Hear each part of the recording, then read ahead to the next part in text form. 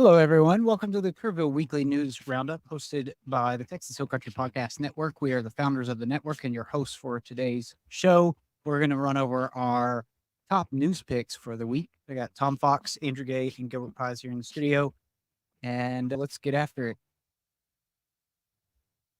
All right, Tom, why don't you do the honors, as always, and kick us off, sir? Sure. I want to start out with, as you guys know, my parents were teachers, so I always pay attention to K through 12 education. And Brent Ringo, Dr. Brent Ringo, I should say, the superintendent of the Kerrville Independent School District, was able to announce a fabulous donation to the KISD of, I believe, $1.5 million dedicated to 3 STEM teachers for 2 years for the Kerrville Independent School District. He, of course, knows who the donor is, but they've chosen at this point to remain anonymous.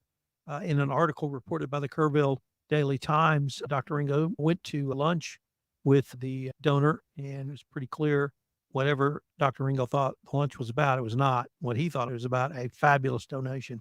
And I cannot say enough about whoever this donor may be. With all the claptrap going on with the governor about taking money from public schools and giving it to private schools, doesn't matter. We have people who see the importance of public education in the state of Texas and are willing to put their money where their mouth is. And whoever this donor is, I want to give him a big shout out. Obviously, Dr. Ringo was a part of this. The money will be administered by the Kerrville Independent School District Board. So we'll have a board oversight for the monies, and it will go towards the salary of teachers. And I really can't think of a better way to spend money than to give teachers salaries, particularly for the STEM programs, and really help elevate KISD to the next level. Well said, Tom. Julie Johnson was appointed Director of Elementary Education. Can't wait to see what Julie can come up with. Obviously, your kids, I think, are moving towards high school, and many of us think about our days in high school, but K through 6 is still incredibly important. And anything we can put into that elementary school education to help prepare people for the higher level subjects they get in high school, I think are great. Once again, my mom taught in the first grade, so I understand the importance of setting that foundation, getting kids the ability to read, and really preparing them to take those next steps forward. So I applaud Julie Johnson being appointed to that. On the one downside for the KISD, the Tybee High School baseball team lost out in the regional playoffs. So they're out, and that's the last, I believe, Tybee sports team that was still in the playoffs for school year 23-24. On one downside, I would note we've had our 13th rabies case in Kerr County. So I can't emphasize enough, if you've got a pet, just watch them. Any animal that can pass rabies along. This last rabies case was inside the city of Kerrville. Be careful out there. Yeah, that's not the kind of animal you want to get bit by. No. And I've walked outside before, and there's been a possum up underneath our garden hose, like literally less than 2 feet from my back door. So you just got to be careful. You probably still have more to worry about from human bites than animal bites. At least you won't get rabies from a human, probably. Yeah, as long as they're no zombies.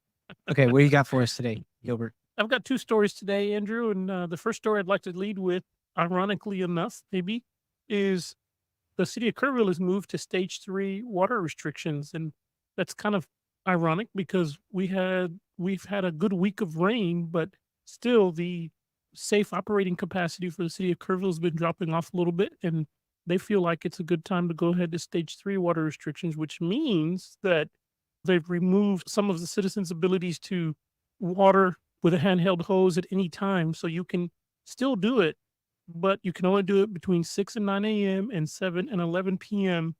any day of the week. And then if you have sprinkler systems, you can only use those during certain times and depending on your address. And don't be surprised if we end up going to stage 4, because if you recall last year, because of the drought, the city and the Headwaters Groundwater Conservation District had a bit of a controversy about whether or not the city should have been in stage 3 water restrictions and followed maybe their lead on water restrictions. But hopefully this year, with the rain we've had, even though we've had some crazy heat, maybe we'll get a little bit of a reprieve. But for now, stage 3 water restrictions. And of course, in this part of the world, you should be conserving water all the time, whether we're in drought restrictions or not. because you never know when that spigot's going to turn off. So stage 3 water restrictions, be mindful of it, save water, do your best to conserve, and let's hope for some continued rain. The next story I have for us is the city of Kerrville has an economic improvement corporation. Many people don't realize that EIC board is the one that directs a lot of spending for quality of life projects in the city of Kerrville, and they usually get their funding from sales tax revenues that come Yeah. in from the state. half a cent. or That's something. right. That's right. But here recently, their last board meeting, they were able to fund some interesting projects, and hopefully the citizens of Kerrville agree with them. Number one is some workforce housing development money is going to go to the Habitat for Humanity for their Project Mariposa. For those of you that don't know in Spanish, mariposa Butterfly. means butterfly. That's right. Project Butterfly. This is a workforce development housing that Habitat is working on. They're going to hopefully be able to build market rate houses that people can afford, working people can afford. Because as we all know, housing prices in the Texas Hill Country in general were pretty high, and in Kerrville in particular. The Economic Improvement Corporation is not giving them money just because or letting them use it for whatever. The money specifically geared towards infrastructure expense, providing utilities to those properties once they're developed. And that's a really interesting project because of all the things that Kerrville needs. Workforce housing is probably one of the top ones. So that's one thing they're funding. Another thing that they came up with was funding some money to Shriner University to help them expand their athletic programs. You haven't heard, Shriner's really thinking and trying very hard to raise money to facilitate a football program, and they needed some help upgrading some of their facilities, and the EIC is helping to fund some of that. One of the other things they did was they're also working in conjunction with Shriner to help develop a workforce training program. It's the Shriner University Center for Talent and Workforce Development.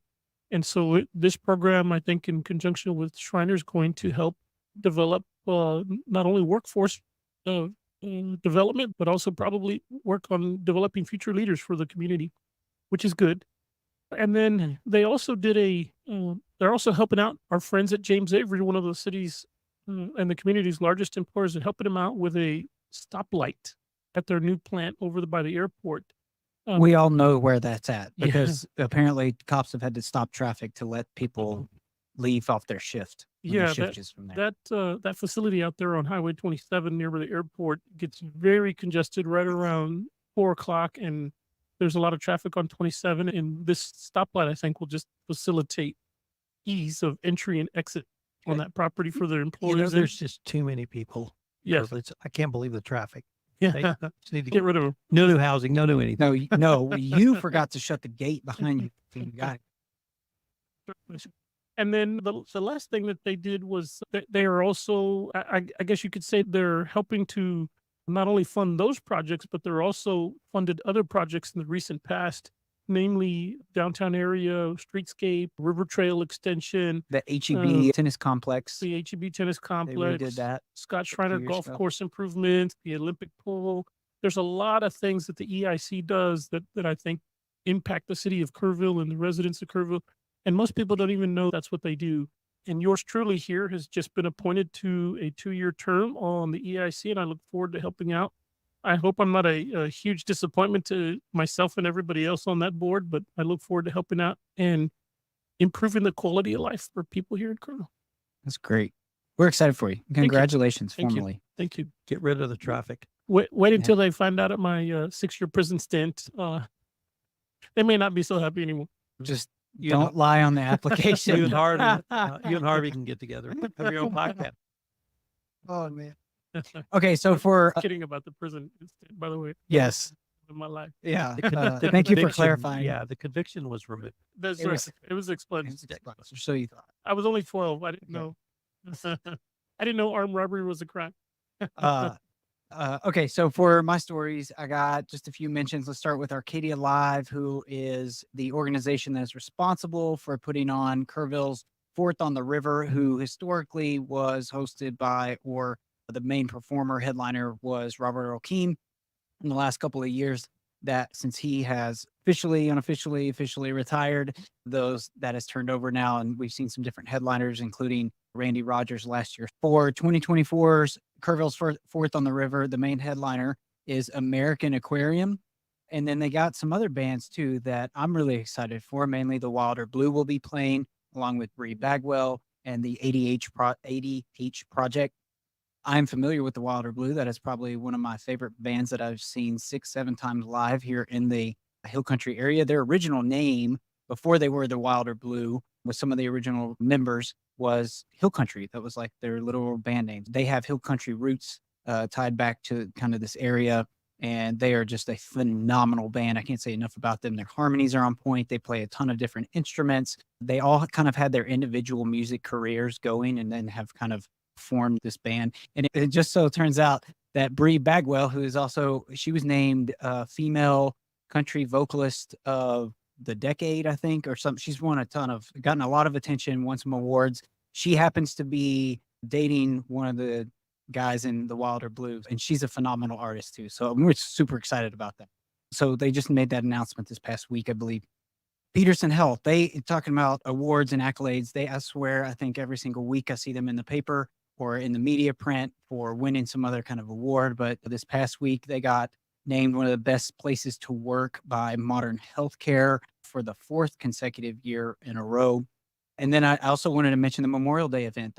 We all had Monday off for good reason. I think a lot of us participated in different Memorial Day events, but we being Kerrville, had a Memorial Day ceremony on the courthouse lawn here in town that was well attended. And from what I heard and saw, it went off without a hitch and was a great remembrance of why we have Memorial Day or celebrate Memorial Day. And then finally, K-Pub doling out $16,000 to 3 Tybee High School grads. I just wanted to mention that real quick because that's amazing. We were just talking about some of the local investment in our community and importance of public education. And I think it's awesome when we see these local businesses giving back in the form of doing some kind of scholarship to younger people related to education in our area. So that's it for me. What about the weekend? Are we just doing rain dances, continuing that, or hoping that continues, or what? We are hopefully going to go to see the Folk Festival Saturday night, Kerrville Folk Festival. The number 2 is the last swap meet until September. Go out to the youth center for the swap meet. Always great stuff out there. And my wife and I'll be checking that out on Saturday morning and afternoon. Awesome. You and I and our wonderful wives are going to go celebrate our 4-year anniversary as a standalone business. That's right. You and me have been in business for 4 years, and for our day jobs, yes. unrelated to to this. But we're going to hang out and celebrate that. And then I hope to spend some time with my family that didn't get to catch up with during Mother's Day. So we've already made some arrangements. We're going to go have some dinner in San Antonio and enjoy the family time. That's it. Yeah. Awesome. And I don't have much else planned other than that. And then I got a leadership thing with some people who get together. And hopefully that one's going to be, hopefully the rain can hold off if we're supposed to see any more this weekend. Because I think we still want to spend some time outside. And I think we're supposed to get in the pool. So we'll see. Excellent. All right, guys. Thank you so much for tuning in. Don't forget, interact with us, share our content, helps other people find our channel, our show, and what we're doing here in the Texas Hill Country. And have a great weekend. We will catch you back here next time.